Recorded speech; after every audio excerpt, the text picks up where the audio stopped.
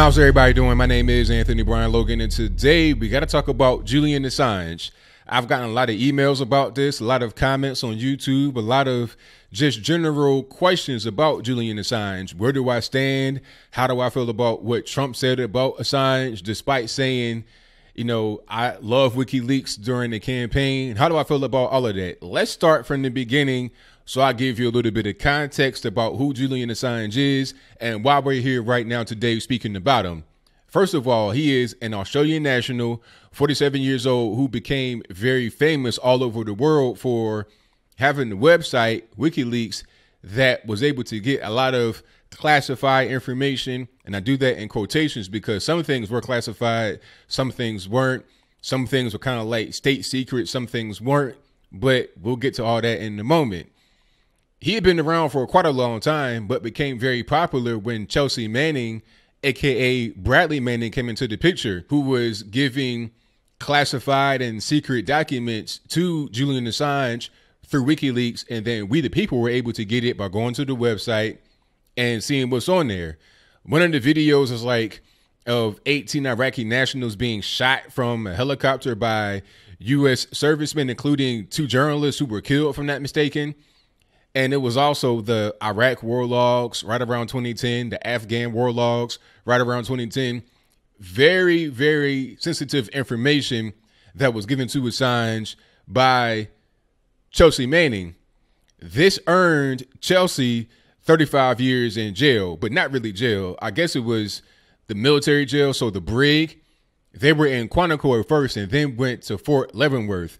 After 7 years, their sentence was commuted by Barack Obama. It was not a pardon because they were still guilty of the crime, espionage and whatnot, but the sentence was reduced from 35 to 7. And Chelsea is free right now today, able to travel the country and the world, doing speaking engagements. I think they even ran for office. It was not a close election at all, but they did get like 45% of the vote. So people know who that person is, but I'll leave that right there for now. Let's get back to Julian Assange. Julian Assange is the guy behind WikiLeaks. He is the architect of the whole situation. And he also was able to procure some documents, or at least try to, from the U.S. government, which is what he's being charged with right now. I think that charge came about in December of 2017. So under Trump, the charge is only one charge of trying to hack into the Pentagon or being successful. For that, he is facing extradition from the UK. Now, during this whole time when Chelsea Manning, aka Bradley, was up in Fort Leavenworth or in Quantico, Julian Assange was holed up in an Ecuadorian consulate in London. And the way consulates work are, you cannot have the government of the host country come in there and just do whatever they want. In order to arrest Assange, the Scotland Yard had to get permission from the Ecuadorians to go in there and do what they wanted, which they were able to do. The new president came in there in Ecuador, that is in 2017, didn't really like him, wanted to get him out of there. They faced some pressure from the U.S. So it was like, okay, let's go ahead and just allow Scotland Yard to come in and drag him out. The official reason for removing him from the consulate is because they were revoking his asylum status due to his erratic and troublesome behavior. I'm not sure if that's true. I'm not sure if it's false. It doesn't really matter. The whole point is that he has now been extracted from the consulate. Literally, they carry him out, you know, Uncle Phil, Fresh Prince style. But I digress. So now he is in the custody of the UK's government, Scotland Yard, whatever it is. He is wanted in 3 countries for 3 different offenses. The first one, like I said, is the U.S. for the Pentagon hacking situation. The second is UK for what they call breaching bail. Because of the third offense, which was in Sweden, it was alleged that he was in Sweden doing a speaking engagement and he sexually assaulted 2 women. One was a full-on rape. Another one was just molestation and coercion. That was the official charges from Sweden. Those charges had been dropped because he was in the Ecuadorian consulate and they couldn't go get him. Remember, you can't just go up in there and do whatever you want to do. You got to have permission from the host country in that particular consulate, regardless of where you are in the country. But now that he's out, that charge may be brought back up in Sweden. And the breach in bail was because he was on bail in Sweden and fled to the UK. So I guess if you flee to the UK from a different country for the purpose of breaching bail, you may be arrested in UK for that. And he has been found guilty in UK for that particular offense. Now he's facing extradition from the UK to Sweden and or the US. The way I see it is this: if he was convicted in the UK, which he was, of breaching bail, then he should serve time there and then from there get extradited if the UK wants to Sweden and or the UK. 70 MPs have signed a letter that says that he should get extradited to Sweden first to face the so-called sexual assault victims. I'm not sure if that's true, false, whatever the case may be, but that's what they're saying should happen first. If he goes from the UK to Sweden via extradition, Sweden will probably then extradite him back to the US. The US has power in the whole situation, whether it be from the UK or Sweden. It's not like Russia or China or something like that, and their own citizen. And it's kind of confusing here because I'm not hearing anything about the Australian government, because let's not forget, Julian Assange is an Australian national. I've not seen anything about him relinquishing that citizenship, becoming a US citizen, a UK citizen, a Swedish citizen, or anything like that. So as far as I know, he is an Australian national. If I'm wrong about that, let me know in the comments below.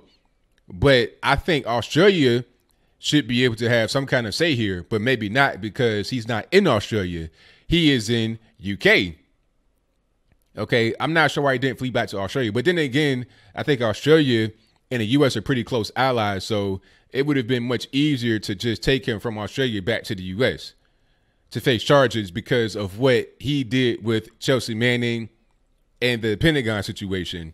Now, to get to Trump, throughout their campaign, 2016 campaign, Trump was saying that he loves WikiLeaks. You know, he was always happy to see the newest release of documents from them. A lot of the DNC emails are on WikiLeaks. A lot of opposition research was done by them. Now, I'm not really sure how they acquired the information, whatever the case may be, because like I said, some things could be classified, some things may not be. Either way it goes, WikiLeaks got a lot of it. Now, people are criticizing Trump because now he's saying that he does not know anything about WikiLeaks. But did he say anything to the opposite before? All he said was that he loves WikiLeaks and he loves what he's able to get from them. He didn't say that he knows about them. I may love McDonald's.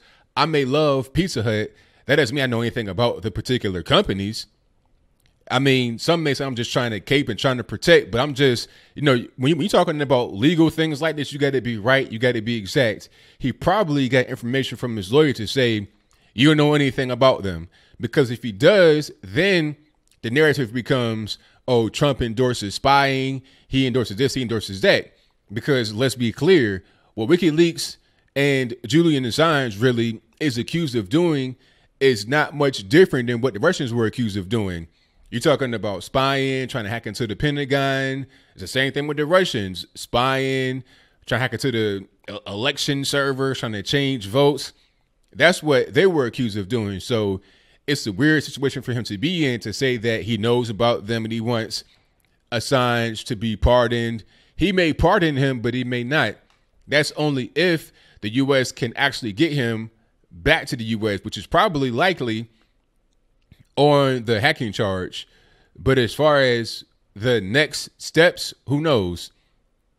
He may get extradited, found guilty, get a small amount of time and go ahead and do that time. If a situation were like this, you come to the U.S. and you do 5 years, I mean, I think that's fine. Yes, we like what he was able to deliver from WikiLeaks, most of it at least, the DNC emails and whatnot. Hey, that's fantastic.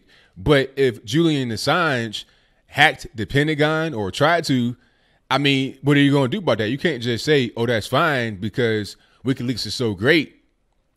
Because if anybody else did that, they would be locked up. I mean, you're talking about spying.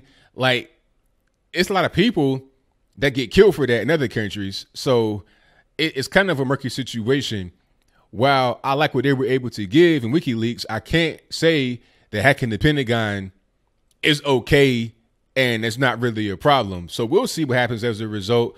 We'll see if there's any other investigation into Julian Assange and WikiLeaks. Will they look at anything else, or will it only be the one charge of the computer hacking? So that's pretty much all I got. What say you? Do you think that Julian Assange should be pardoned by President Trump? If you think so, please explain to me why. Why did Barack Obama pardon Chelsea Manning, who gave Julian Assange all that information that really blew up WikiLeaks to what we know today as a household name? Why did that happen? I'm not really sure. And shouldn't we be looking at Barack Obama? Because look, hear me out here. If Trump is to be accused of aiding and abetting the Russians and spying and espionage and whatnot into the U.S.'s matters, then why not Barack Obama for pardoning Chelsea Manning for doing the exact same thing that the Russians were accused of doing? Even worse, really, because you were on the inside of the military and gave state secrets.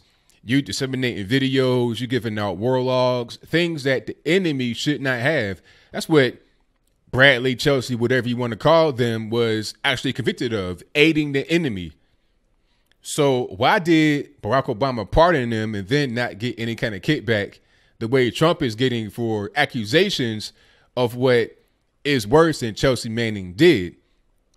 And Julian Assange is kind of a sticky situation. It's kind of complex because, like I said, we like the DNC emails. We like things that help us. But if you hack in the Pentagon, how can I endorse that? So whatever your comments are, please let me know in the comments below. And that's all I got to say for this video. If you like what you heard, please comment, rate, share, and subscribe. Peace.